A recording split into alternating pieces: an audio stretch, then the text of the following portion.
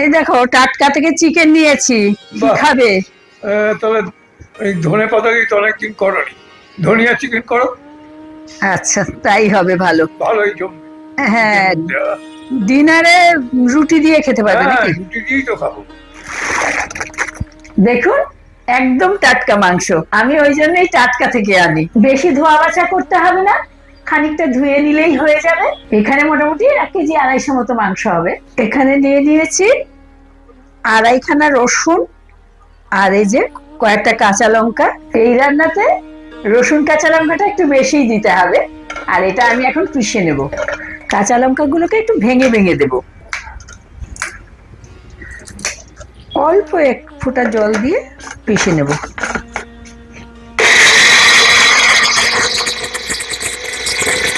দেখুন পিষে নিয়ে এসেছি। শীতকালে বাজারে এত ধনেপাতা ওঠে না, সস্তাও।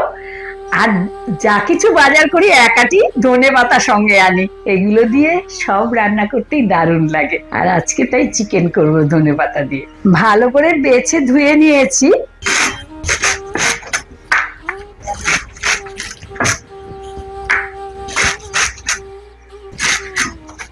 ধনে পাতাটা পিষবো তো, তাই ছোট করে কেটে নিলাম।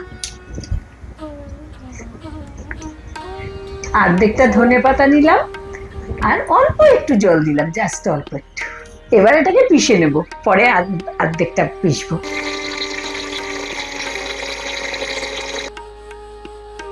আমি অর্ধেকটা আগে পিষে নিলাম, আর অর্ধেকটা এখন পিষে নিচ্ছি।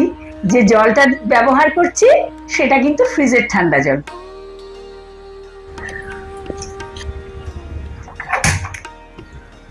আমি কড়াতে সাদা তেল দিয়ে গরম করে নিয়েছি, এখন খানিকটা লবণ দিয়ে দেব। তেলের ওপর লবণ দিয়ে দিলাম, তা নাহলে যা ছিটকাবে না।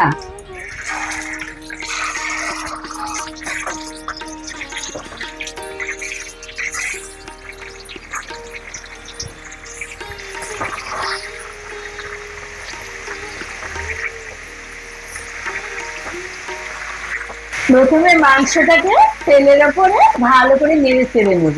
মাংসটাকে একটু ভালোভাবে তেলের ওপর নেড়ে চেড়ে নিয়েছি।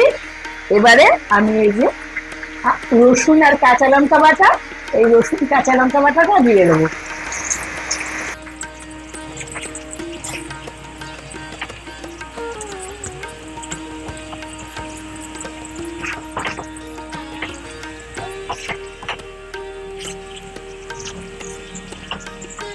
মাংসের সঙ্গে মশলাটা ভালো করে মিশিয়ে দিয়ে ঢাকা দিয়ে দিলাম। এইভাবে খানিকক্ষণ রান্না হবে। মাঝে মাঝে ঢাকাটা তুলে একটু নেড়ে দেব, এতে করে মাংসটা সেদ্ধও হবে খানিকটা, আর মশলাটাও কষা হয়ে যাবে।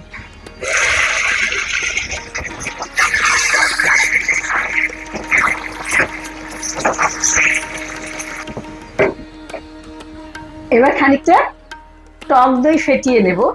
তবে দইটা যেন টাটকা হয়, বেশি দিনের দই হলে কি হয়, টকটা বেড়ে যায়, তাতে রান্নাটা বেশি টকটক হয়ে যাবে।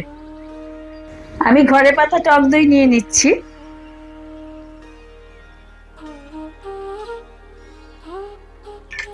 আমি মোটামুটি 250 গ্রাম মতো দই নিলাম। এভাবে একটু সময় নিয়ে ফেটিয়ে নিচ্ছি।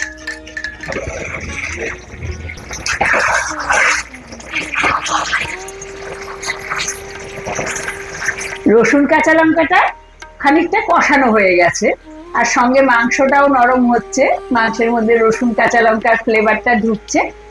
এখন আমি টক দই ফেটিয়ে নিয়েছি, ওটা দিয়ে দেবো। রসুনের যে কাঁচা গন্ধ সেটা চলে গেছে।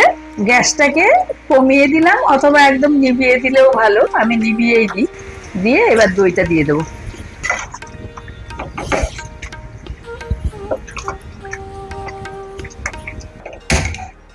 মাংসের সঙ্গে দইটা ভালো করে মিশিয়ে নিয়ে গ্যাসটা জ্বালিয়ে দিলাম।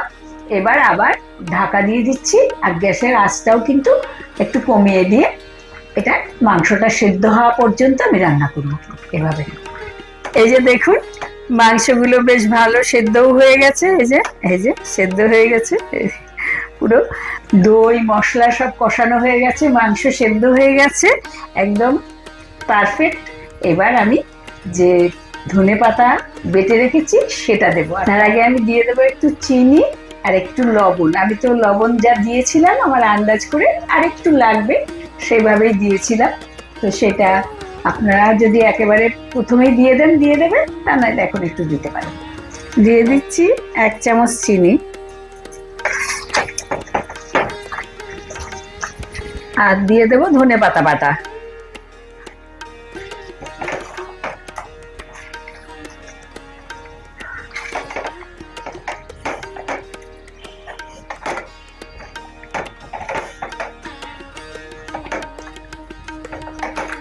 ধনেপাতাটা দেওয়ার পরে আমি খানিকক্ষণ কিন্তু রান্না করব, কিন্তু ঢাকা আর দেবো না। ঢাকা দিলে ধনেপাতার রংটা নষ্ট হয়ে যাবে। আমি হাই আছে খানিকক্ষণ রান্না করে নেব।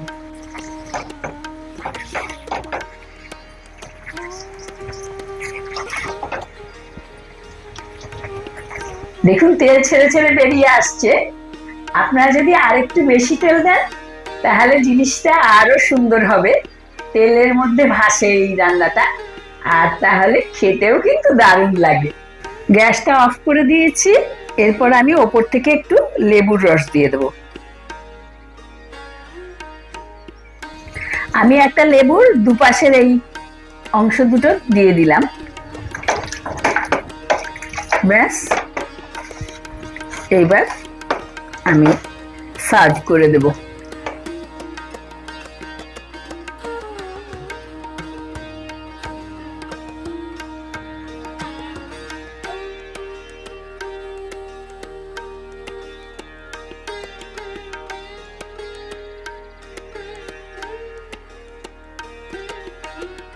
বাহ, এই যে বাহ, একেবারে সাজানো গোছানো ডিনার। বাবা,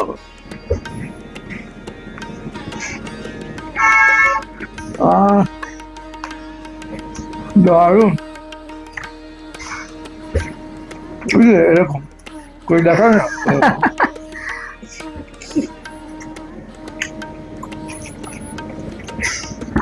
সত্যি ভালো হয়েছে।